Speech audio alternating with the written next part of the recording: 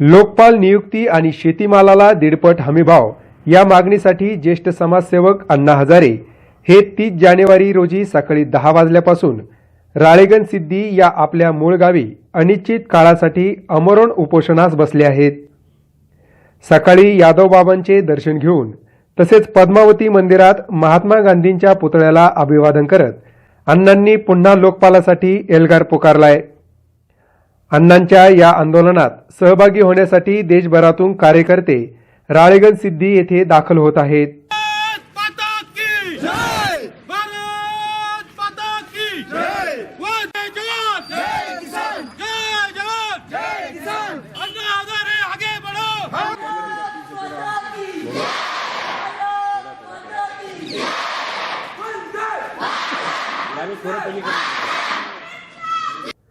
राळेगण सिद्धीतील विविध शाळेतील विद्यार्थी देखील या आंदोलनात सहभागी झाले असून भारत माता की जय वंदे मातरमच्या घोषणांनी या विद्यार्थ्यांनी परिसर दणाणून सोडलाय।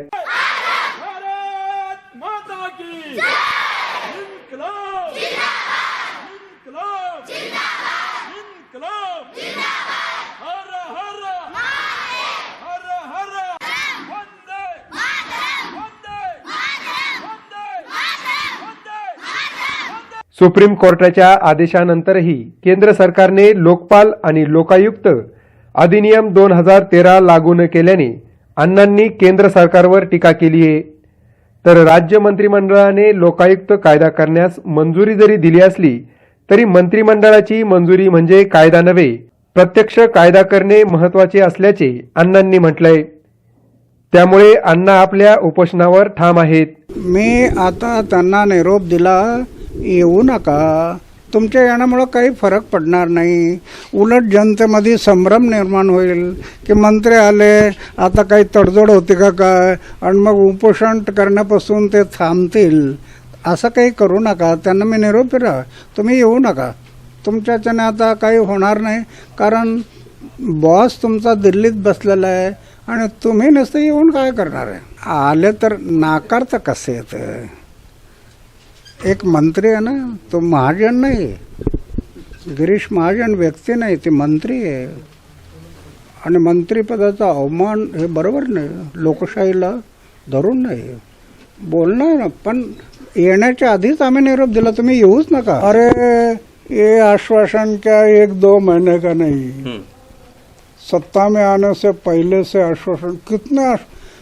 मुझे तो कभी कभी प्रश्न निर्माण हो जाता है कि ये पंतप्रधान और उनके लोगों ने जो आश्वासन दिए जनता को, उनको भी याद है नहीं, पता नहीं, इतने आश्वासन दिए और अभी पालन नहीं कर रहे।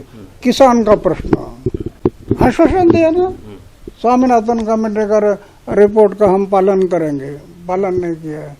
तो इतने आश्वासन दिए। मैं तो बोलता कि ये पंतप्रधान है ना, पंतप्रधान, इनका नाम ऐसे रखना पड़ेगा, आश्वासनाबाद पंतप्रधान, आश्वासनाबाज, आश्वासन देने वाला, ऐसा मुझे लगता है।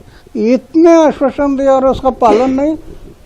अरे समाज के प्रमुख बोल के आगे चलने वाला आदमी, उनके बहुत जिम्मेदारी होती है, ये भूल गए क्या है? गिरीश महाजन के हाथ में पावर नहीं है।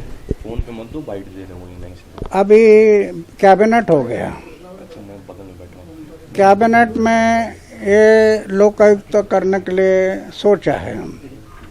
ठीक है, मान लिया कि कैबिनेट ने जो निर्णय लिया उसके मुताबिक लोकायुक्त बन गया, लेकिन किसानों का प्रश्न सेंट्रल गवर्नमेंट के अंडर में है, लोकपाल नियुक्त करना सेंट्रल गवर्नमेंट के अंडर में है।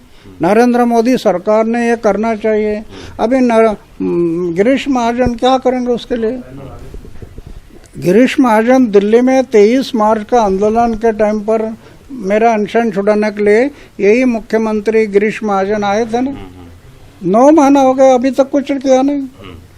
लिखित आश्वासन दिया, ये पंतप्रधान कार्यालय ने लिखित आश्वासन दिया, पालन नहीं हुआ, तो सिर्फ आकर अभी क्या होगा? पहले नरेंद्र मोदी सरकार ने ये डिसीजन लेना चाहिए कि फटाफट लोकपालकी नियुक्त करा. माझं उपोषण कोणत्याही व्यक्ती किंवा पक्षाच्या विरोधात नसून समाज आणि देशाच्या भवितव्यासाठी मी हे आंदोलन करत असल्याचं अण्णांनी स्पष्ट केलंय. अण्णांशी चर्चा करण्यासाठी 30 जानेवारी रोजी जलसंपदा मंत्री गिरीश महाजन हे सकाळीच हेलिपॅडवर दाखल झाले. मात्र अण्णांनी उपोषण सुरू केल्याची बातमी कळताच ते हेलिपॅडवरूनच मुंबईकडे रवाना झालेत. साहेबांच्या हस्ते ज्यांनी संपूर्ण आपलं आयुष्य गांधीजींच्या विचारावरती लोकसभा निवडणुकीच्या तोंडावर ज्येष्ठ समाजसेवक अण्णा हजारे यांनी सुरू केलेलं उपोषण केंद्र आणि राज्य सरकारसाठी मोठी डोकेदुखी ठरणार असल्याचं एकंदरीत दिसून येतंय.